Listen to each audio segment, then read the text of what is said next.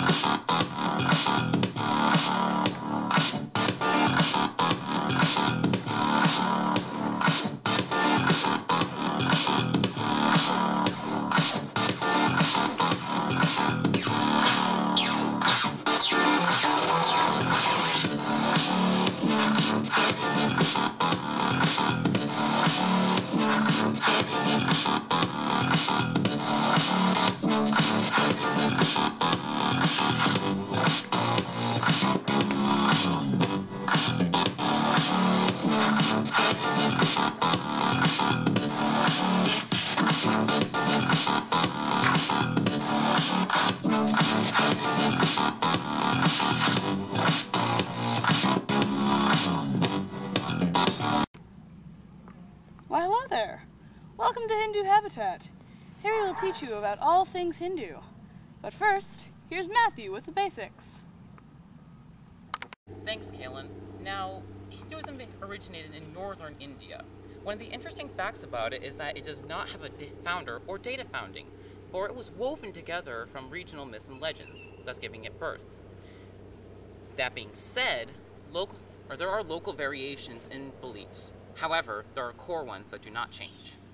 In the center of Hinduism is the Brahman, the underlying soul of the universe. The Hindus believe in samsara, the cycle of death and rebirth.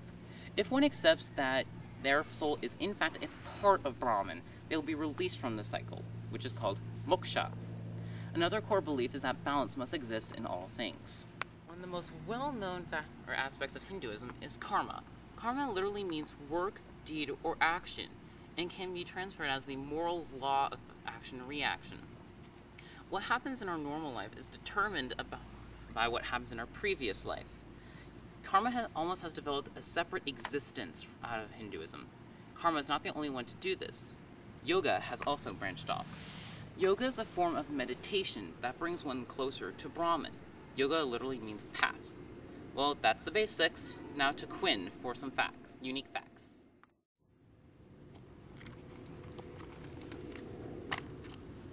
So, you might be asking yourself, what makes Hinduism so unique? Well, one of the most unique contributions that Hinduism has made is the caste system. The caste system is a central and binding organization of all peoples, dividing them into different castes or classes. You can't really change your caste, and it's something you're born into.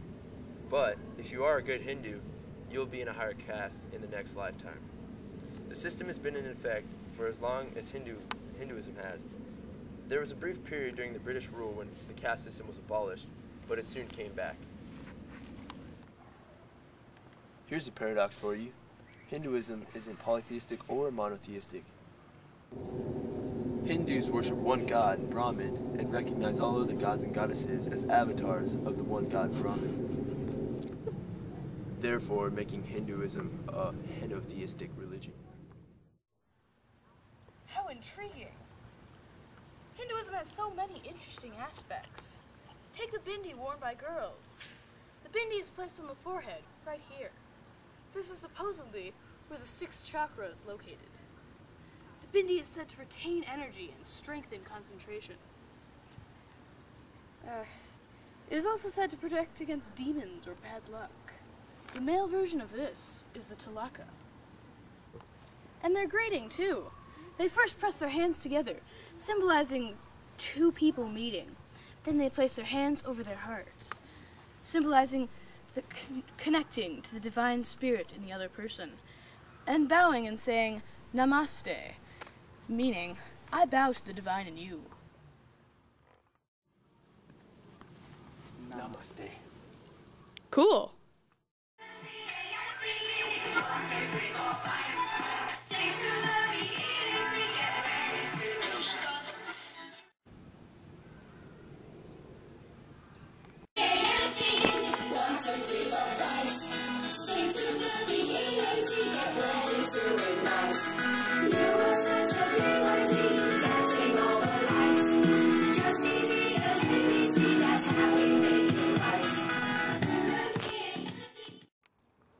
The Ganges River.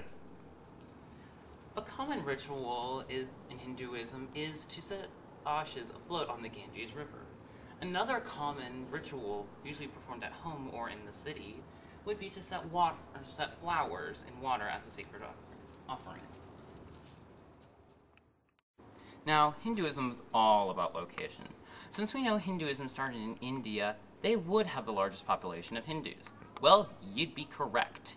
They have the highest amount of Hindus in the world, with 751 million practitioners. But where else is it? Now, as you can see by this chart, India has by far the largest population of Hindus, with over 751 million practitioners. Nepal is a not so close second, with about 400 million practitioners. This chart demonstrates the global distribution of Hindus, with notable populations in Bangladesh, Indonesia, Sri Lanka, and Pakistan.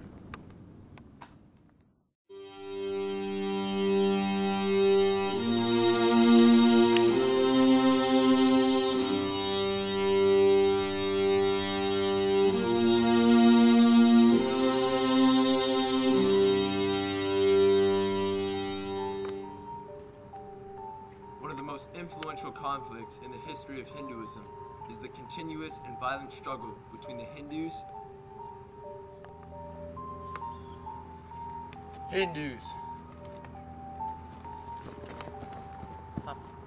and mainly Pakistani Muslims. Muslims! The territory of Kashmir. This rivalry has been around since the 600s, but it skyrocketed in the 1900s with the birth of the nationalist movement in India.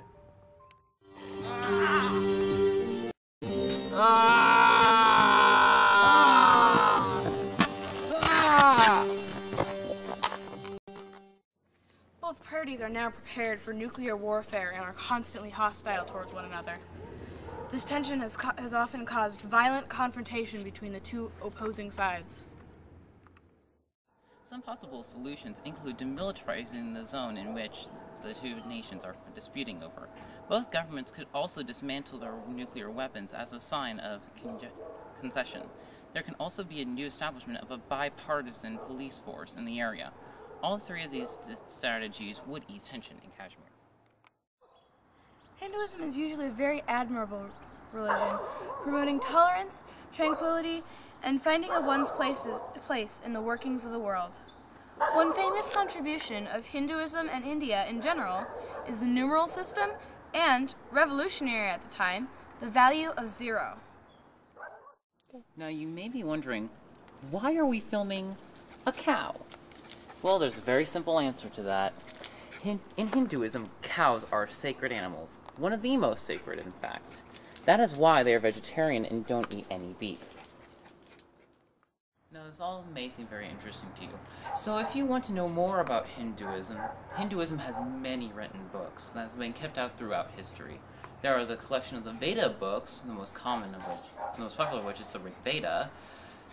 They have the Ramayana, the Mahabharata, and the Puranas, which are a collection of local folklore which tie into Hinduism.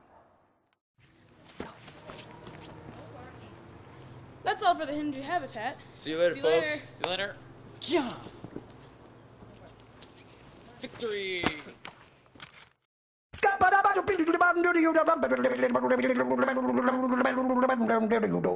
I'm a scat man. Oh my god! Well, as you can see by... Oh, you're such a good cow. What a good cow.